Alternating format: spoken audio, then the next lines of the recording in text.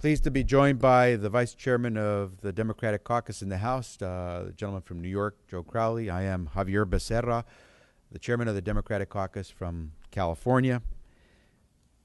We had a pretty thorough discussion right now in our Democratic Caucus meeting, once again extremely well attended, where we went through where we stand today. And while we know that there have been substantial conversations in the Senate, it appears that once again our House Republican colleagues are prepared to put the American economy at risk to advance their political agenda. They seem to be running contrary to their Republican colleagues in the Senate. They seem to be running contrary to the desires of the American people, and they seem to be running contrary to a good number of their own colleagues in the House of Representatives who have said to their Republican leadership, let us not jeopardize the American economy. Let's not hurt it. Let's not hurt further American families who have been put out of work as a result of the Republican government shutdown. And so I think most of us are here to say, let us vote.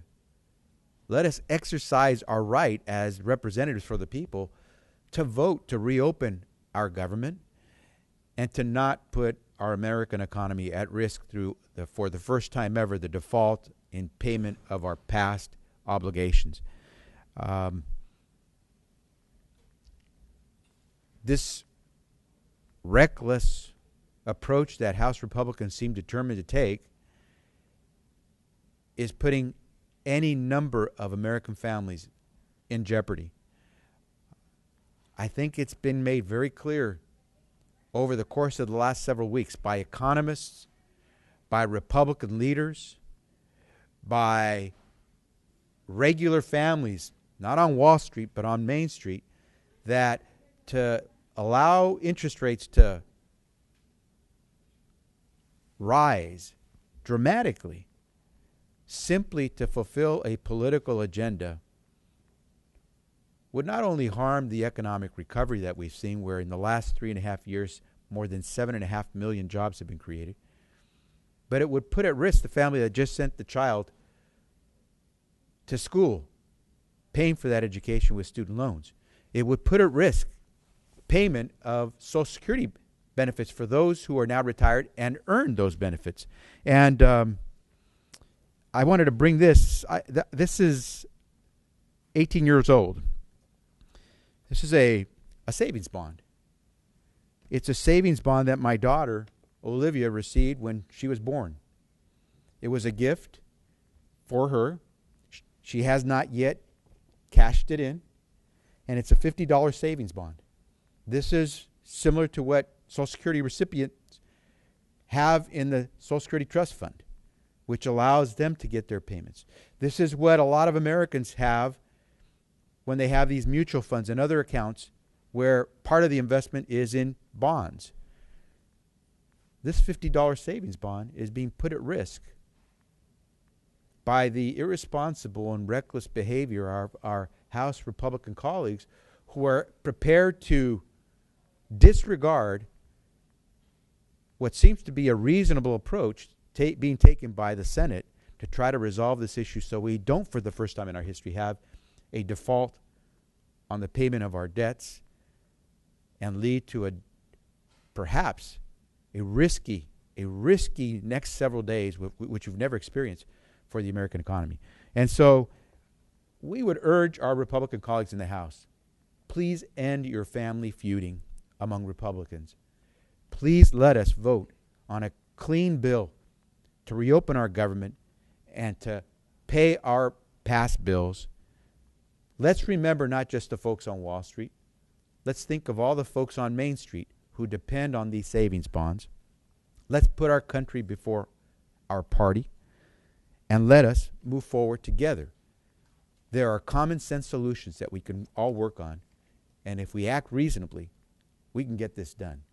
But no one should put their reckless political agenda before the American economy and the American middle class. With that, let me yield now to my colleague, Joe Crowley, the Vice Chairman of the Democratic Caucus. Thank you, Chairman Becerra. It's remarkable that we're here today on the cusp of defaulting on the U.S.'s debts. A number of words come to mind when analyzing the most recent Republican legislation. Irresponsible is one word, reckless is another. In an attempt to torpedo what appears to be a reasonable solution or response that was being worked out by Republicans and Democrats in the Senate.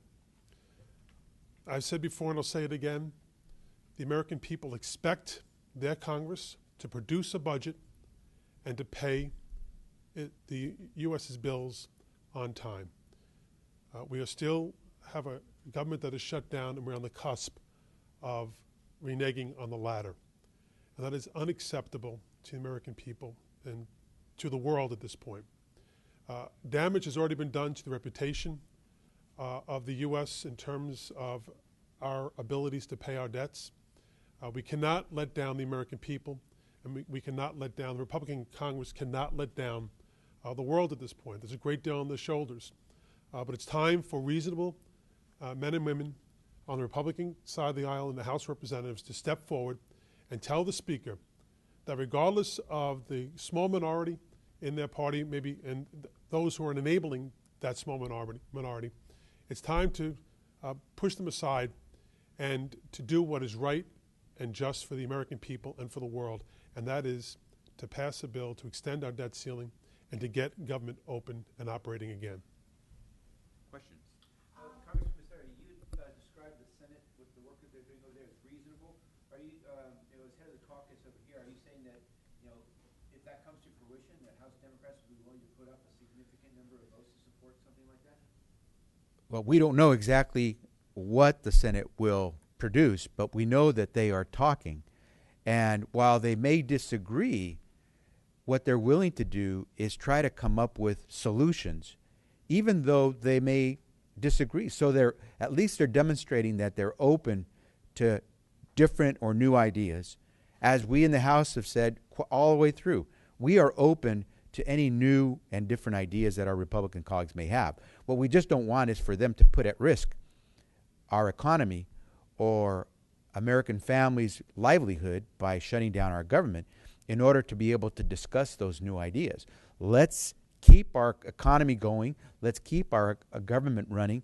But let's discuss all those new ideas together and come up with some common sense solutions. We got the impression, because both Republicans and Democrats in the Senate were saying they were having good conversation, that maybe there were some reasonable ideas that were percolating in the Senate.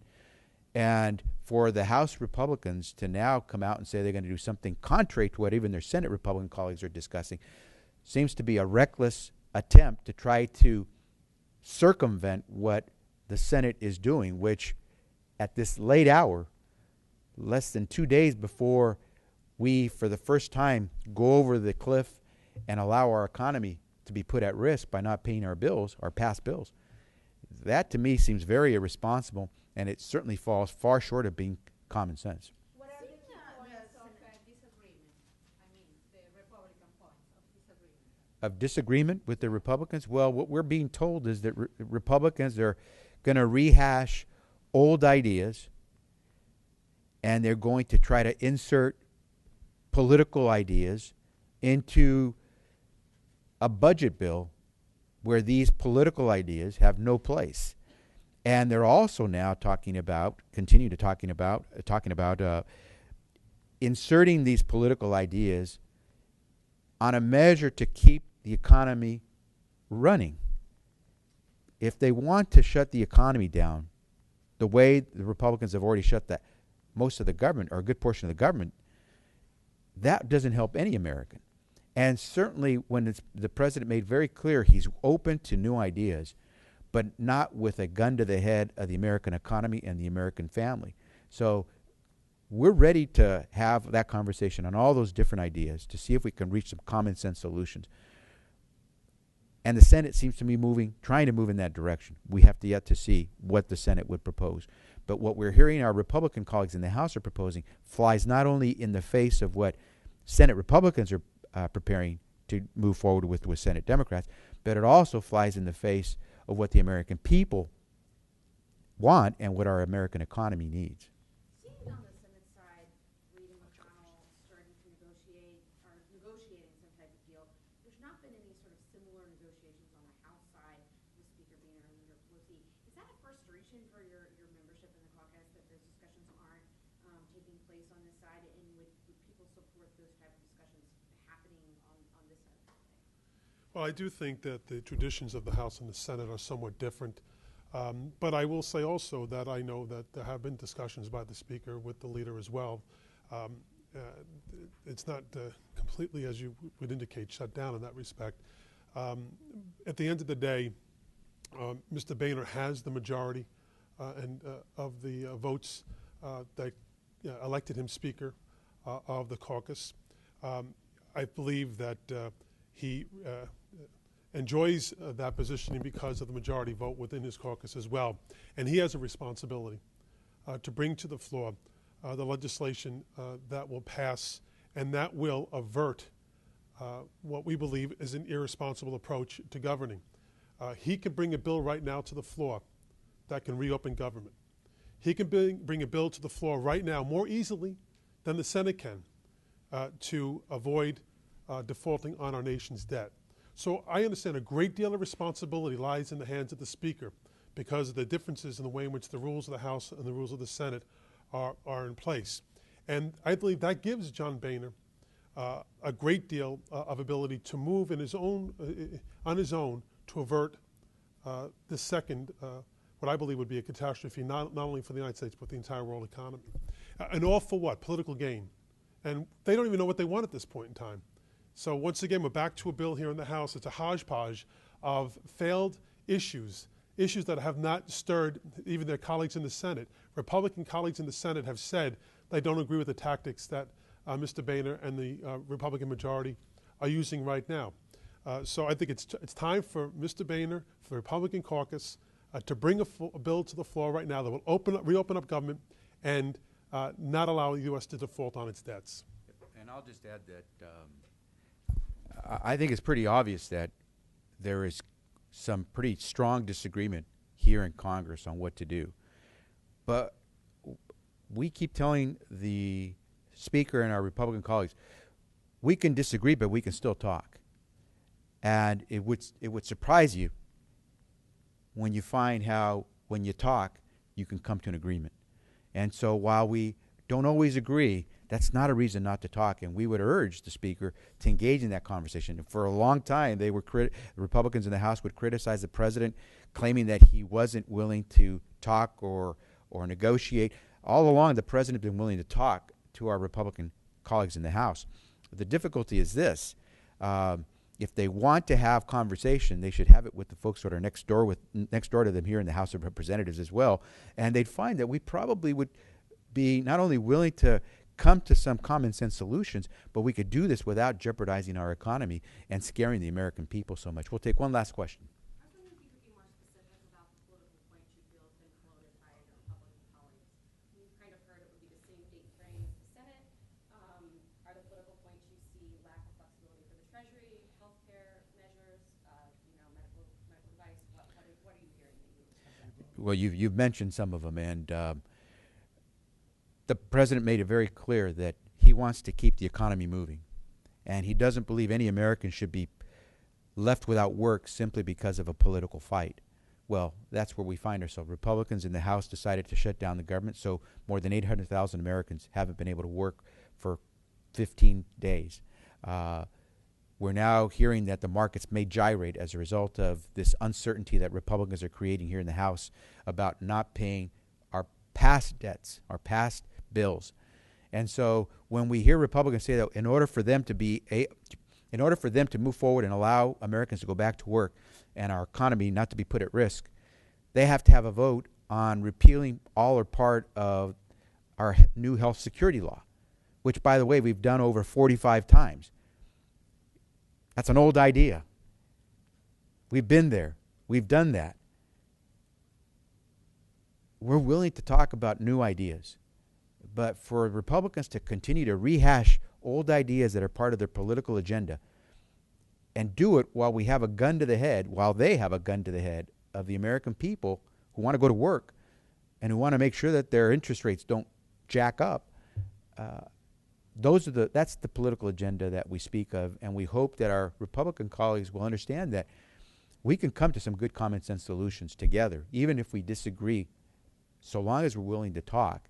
And so we would hope that this desire to be reckless and irresponsible would just end, because it's gone too long. The gun is too close to the head of the American people and the American economy, and no one should put at risk an American family that's working hard, or an economy that's finally recovering and has created 7.5 million jobs in the last 3.5 years.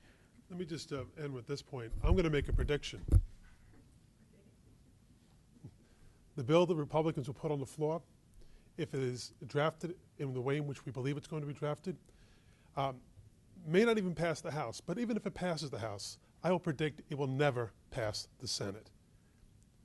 It will never pass the Senate in the way in which they're passing it. If they are able to pass it on the House or with their votes, it will never pass the Senate. And what statement is that to the American people? 2 days before the 17th of October, the day that the Treasury has said we will run out of the ability to pay our debts. We will default on our debts. What message is that sending to the American people? What message is that sending to the world as well? I would suggest, once again, an irresponsible message, a reckless message. Thank you very much.